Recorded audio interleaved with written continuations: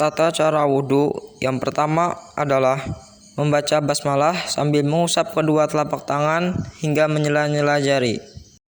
Yang kedua adalah berkumur-kumur sebanyak 3 kali. Yang ketiga adalah memasukkan air ke dalam lubang hidung sebanyak 3 kali.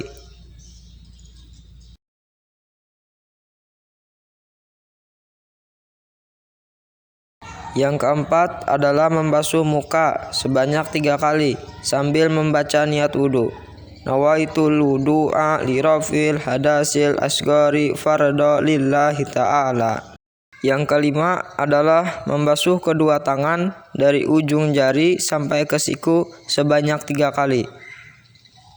Hendaknya didahulukan anggota tubuh yang bagian kanan, lalu setelah itu bagian kiri.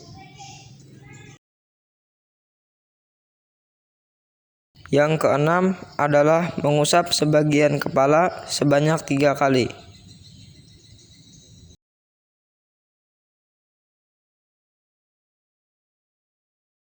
Yang ketujuh adalah menyapu telinga sebanyak 3 kali.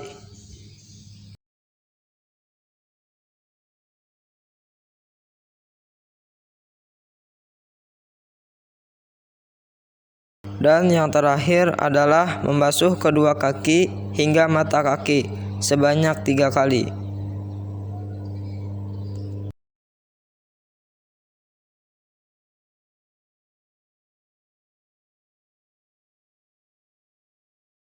Setelah selesai berwudu, kemudian membaca doa wudu. Asyhadu an la ilaha illallah wahdahu la syarikalah wa asyhadu anna Muhammadan abduhu wa rasuluh. Allahumma ja'alni minat tawabina wa ja'alni minal mutatahhirin wa ja'alni min ibadikahi sholihin. Tata cara tayamum. Yang pertama, letakkan kedua telapak tangan pada permukaan yang berdebu sambil membaca niat. Usapkan pada wajah sebanyak 2 kali.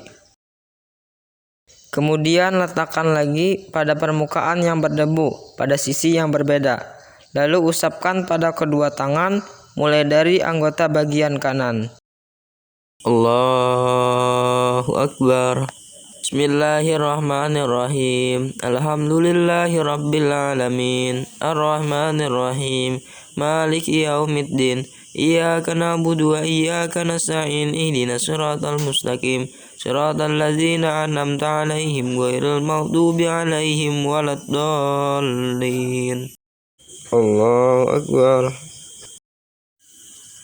Allahumma sholli ala Muhammad wa ala ali Muhammad kama shallaita ala Ibrahim wa ala ali Ibrahim innaka Hamidum Majid. Allahumma barik ala Muhammad wa ala ali Muhammad kama barakta ala Ibrahim wa ala ali Ibrahim innaka Hamidum Majid. Allahu Akbar. Allahumma ighfir lahu warhamhu wa'afihi wa'fu anhu wa akrim nuzulahu wa wasi' wa mudkhalahu wa ghasilhu bil ma'i wassalji wal baradi wa naqahi minal khataya kama naqaita as-sawbal abyada minad dansi wa abadilhu daran khairan min darihi wa ahlan khairan min ahlihi wa zawjan khairan min zawjihi wa adkhilhul jannah wa a'indahu min azabil qabri aw min azabin nar. Allahu Akbar. Allahumma la tahrimna ajrahu wa la taftinna ba'dahu wa ghfir lana wa lahu. Assalamualaikum warahmatullahi. Assalamualaikum warahmatullahi. Tata cara mandi wajib. Pertama, niat mandi besar atau wajib mesti dilakukan berbarengan dengan saat pertama kali menyiramkan air ke anggota badan. Anggota badan yang pertama kali disiram ini boleh yang manapun, baik bagian atas ataupun bagian bawah ataupun bagian tengah. Bila pada saat pertama kali menyiramkan air ke salah satu anggota badan tidak dibarengi dengan niat, maka anggota badan tersebut harus disiram lagi, mengingat siraman yang pertama tidak dianggap masuk pada aktivitas mandi wajib tersebut. Semisal kita saat hendak mandi wajib, kita pertama-tama menyiram muka, dan saat menyiram muka tersebut tidak dibarengi dengan niat.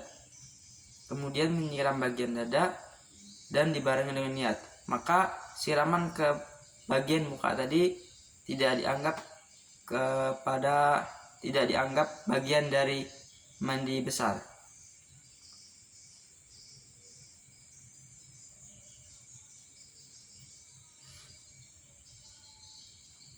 Lalu apa yang mesti diniatkan dalam melakukan mandi besar?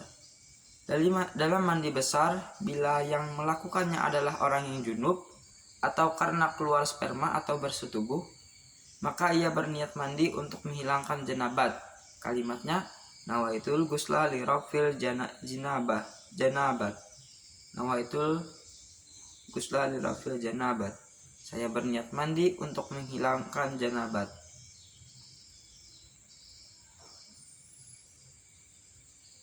Kedua, yaitu meratakan air ke bagian luar seluruh anggota badan.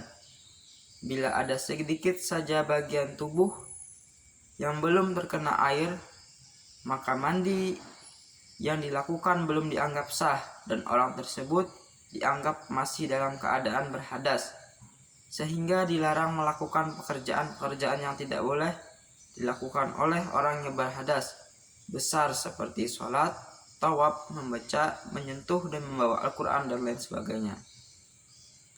Maka dari itu, dalam melakukan mandi besar perlu kehati-hatian agar jangan sampai tertinggal bagian-bagian yang tidak terkena air. Lipatan-lipatan badan yang biasa ada pada orang gemuk, kulit yang berada di bawah kuku yang panjang, dan membersihkan kotoran yang ada di dalamnya. Di dalam kuku kan biasanya ada kotoran dan itu harus dibersihkan. Bagian belakang telinga sebelah sini, kemudian bagian dalamnya harus dikenakan air. Selangkangan kedua paha dan sela-sela antara dua pantat yang saling menempel.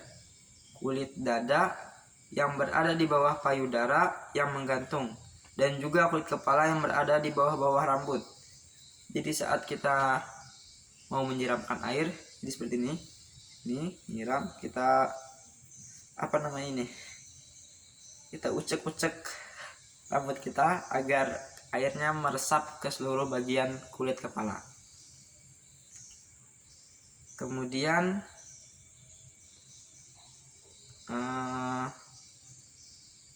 setelah kita merasa bahwa seluruh bagian tubuh kita sudah terkena air, maka mandi wajib tersebut telah selesai.